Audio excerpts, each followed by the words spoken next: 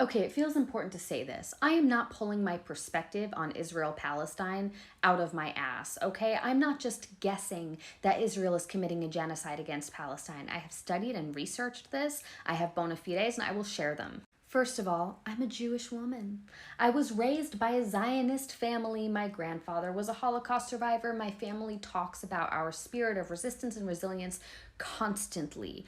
Desiring goodness from the nation of Israel is in my blood, and still, I can see that this Zionist state is vicious, violent, and evil.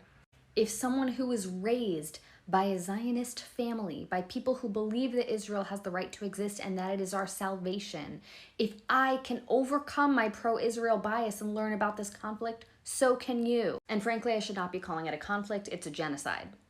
So when I was in college, around 2012, 2013, a bunch of my friends and loved ones started going on birthright trips. And I knew enough then to ask the question when they got back from their birthright trips, what about Palestine?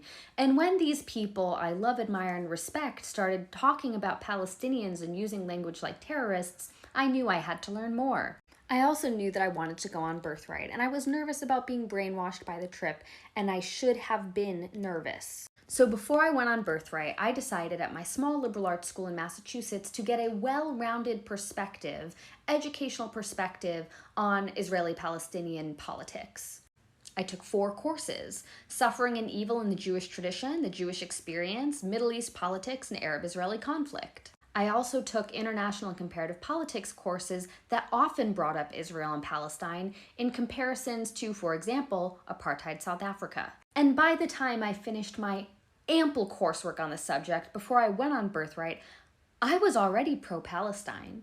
Because once you are in the literature, once you are in the research, not the media stories about this, not the pro-Zionist rigmarole on CNN and MSNBC, once you are in the literature and the data, this isn't a debate. This isn't a question. People talk about Israel-Palestine like it is incredibly complicated, and I reject that premise. It is not.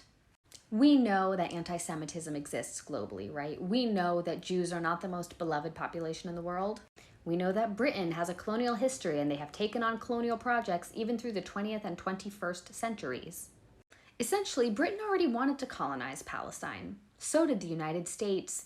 And at the end of World War II, Britain and the US got to talking and they thought, who do we want to exploit for military labor someplace that is surrounded by brown people so that we can rape and pillage land that we don't currently have access to? Where's one part of the globe we haven't effectively colonized yet?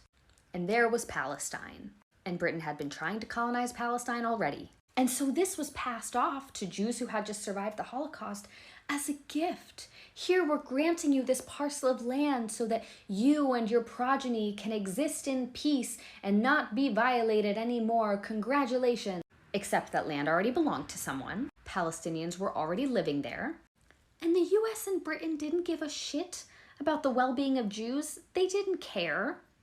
This wasn't a gift for Jews. This was always intended to be a trap of, you do our military labor for us. We'll put you here and we'll grant you this parcel of land that already belongs to someone, that there are already people on. And in return, you will rape and pillage that land for us and we'll just all share in the wealth. And it might be a good idea too if like your entire population were to, have conscripted military service so you can really defend that land that is yours, totally yours, bucko.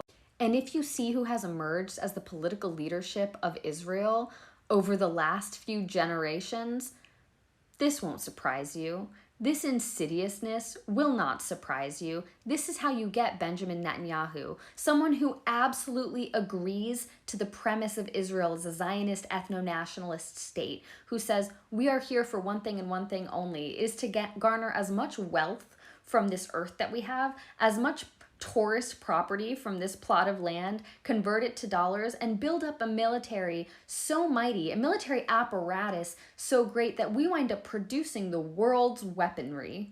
Yes, we have mined this land, and we have used the land to give you war machinery so that we can all murder each other 1,000 times over. And to the people already living here, well, we'll murder them too. I took basically a semester and a half of college courses on this, and I know in my bones that what Israel is doing right now is a genocide. It's evil. What they've been doing for the last 75 years is a genocide. It is drip violence. slow violence, protracted harm. It is meant to exhaust the civilian population of Palestine. It is meant to exhaust all Palestinians out of their will to fight. And all the benefit, the wealth garnered from that land goes to the primary stakeholders, not the Palestinian people to whom the land originally belonged.